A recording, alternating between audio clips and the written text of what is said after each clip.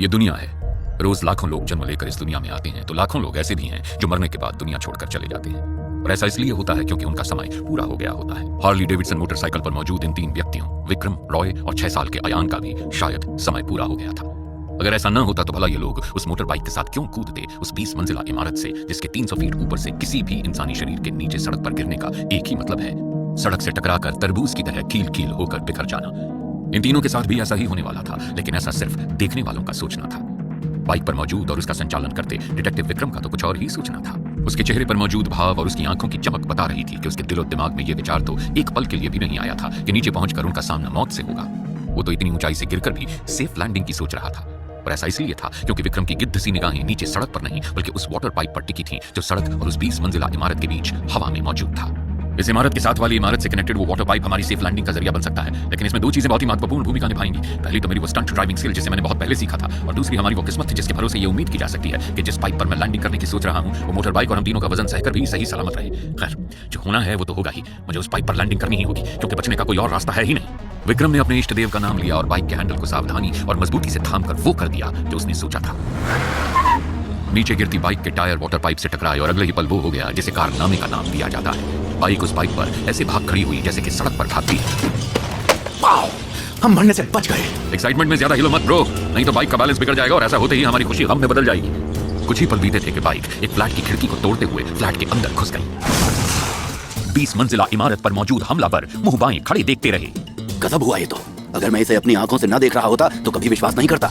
ये सीन तो एकदम साउथ की फिल्मों जैसा है। साउथ की नहीं, हॉलीवुड की फिल्मों जैसा बोल। ऐसे कारनामे वहीं अंजाम दिए जाते हैं। इसकी खबर तुरंत गांधी बॉस को देनी होगी। तुरंत ही एक हमलावर अपने बॉस गांधी से संपर्क स्थापित करने में जुट गया, जबकि इधर दूसरी इमारत के 10वें फ्लोर पर रॉय विक्रम से कह रहा था, मैंने अपनी लाइफ में बहुत लोग देखे हैं, लेकिन तुमसा नहीं देखा। तुम्हारे शायद पैर में चोट लगी है। तुम्हारे पैर में फ्रैक्चर हो गया है। हाँ, चोट तो लगी है। मेरे लिए खड़ा होना मुश्किल हो रहा है, लेकिन फ्रैक्चर होने जैसी कोई बात नहीं है। वैसे ही अच्छा है कि जिस फ्लैट में हमने लैंडिंग की है उसका मालिक यहाँ नहीं है। हम थोड़ा आराम करके भी यहाँ से निकल सकते हैं। हमारे हमलावर यहाँ तो नहीं पहुंचाएंगे। ये मुमकिन नहीं है। काफी हंगामा हो चुका है। लोगों ने पुलिस को फोन कर दिया होगा। वो हमें ढूंढकर यहाँ तक पहुंचने का रिस्क नहीं ले सकते। वैसे तुम हो कौन और ऐन मौके पर कैसे पहुंचे? मैंने बताया ना, विक्रम नाम है मेरा।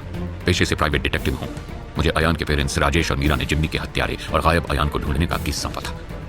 उसी की इन्वेस्टिगेशन के लिए जब मैं जिम्मी के फ्लैट वाली बिल्डिंग पर पहुंचा तो वहां मुझे वो कार दिखाई थी जिससे बिल्डिंग में घुसने से पहले एक्सीडेंट का ड्रामा सेट किया गया था। फिर मैंने जिम्मी के फ्लैट के अंदर छानबीन की तो मुझे वहां वो चीज दिखाई दी जो पुलिस की भी नजर में नहीं आई थी, और वो चीज एक बेहद आधुनिक AI कैमरा था। वो कैमरा न सिर्फ उस फ्लैट में वॉइस के साथ रिकॉर्डिंग कर रहा था, बल्कि जो रिकॉर्डिंग कर रहा था उसकी पिक्चर्स कहीं भेज भी रहा था। उसी कैमरे से मैंने तुम्हारी पिक्चर्स को निकालकर जब उसे रोड के CCTV कैमरे से मिलाया तो एक्सीडेंट कर देने वाली कार के ड्राइवर से मैच हो गई। ये जानने में देर नहीं लगी कि वहां सब कुछ सेट करने वाला, जिम्मी की हत्या करने वाला और उसके बेटे अयान को अपने साथ ले जाने वाला सुपर क्रिमिनल रॉय ही है। कैमरे में एक और चीज दिखी।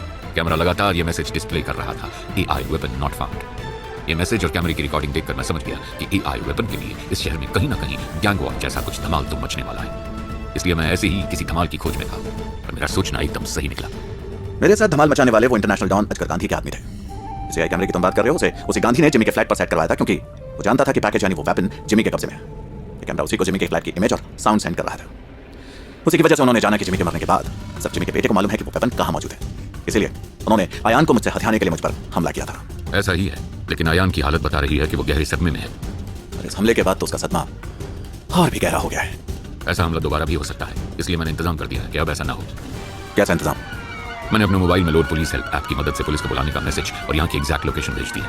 पुलिस आ पहुंची है एक क्रिमिनल को गिरफ्तार करने और उससे एक नाबालिग बच्चे को बरामद करने के लिए। ये तुमने अच्छा नहीं किया। क्यों भाई, तू क्या मेरी खाला का लौंडा है जो मैंने तुझे अपनी जान पर खेल कर बचाया? अरे तुझे पुलिस के हवाले करने के लिए ही तो मैंने ये काम किया है, ताकि तुझे गिरफ्तार करवाकर मेरा नाम हो सके। तुम ऐसा नहीं कर सकते। तुम ऐसा नहीं कर पाओगे। अब तो हो गया प्यारे, पुलिस तुम्हें गिरफ्तार करने के लिए यहाँ पहुंच चुकी है। डॉन को पकड़ना आसान हो सकता है विक्रम, लेकिन रॉय को नहीं। इतना कहकर रॉय ने विक्रम के चोटिल पैर पर एक जोरदार किक जड़ दी। तूने मेरी जान ना बचाई होती तो ठोकर नहीं, गोली मारता, वो भी पेजे में। दूसरे ही क्षण रॉय ने अयान को अपने बाजुओं में दबोचा और बाहर की तरफ भाग खड़ा हुआ। विक्रम ने उठकर उसके पीछे भागने की कोशिश की, लेकिन पैर के दर्द ने उसे उठने नहीं दिया और वो अपनी जगह पर पड़ा ही चीखा। पुलिस ने इस इलाके को चारों तरफ से घेर लिया है, तुम अयान को लेकर यहाँ से बचकर नहीं जा पाओगे। रॉय ने जैसे विक्रम की बात सुनी ही नहीं, वो अयान को लेकर हवा की तरह उस फ्लैट से बाहर निकल गया। जाते जाते वो फ्लैट के मजबूत दरवाजे को बाहर से बंद करना भूला नहीं था।